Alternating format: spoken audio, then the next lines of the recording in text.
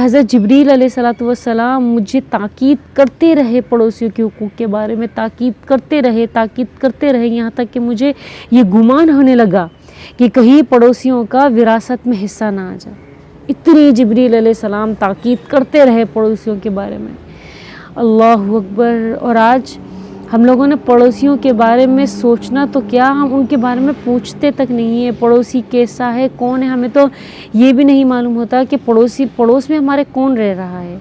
आया हिंदू है, मुस्लिम है, सिख है, ईसाई है, कोई भी हो पड़ोसी, कोई भी ज़ात का हो, कोई भी नाम का हो, पड़ोसी का हुकूक है सिर्फ पड़ोसी। ये नहीं कहा कि पड़ोसी में मुसलमान होना लाजिम है।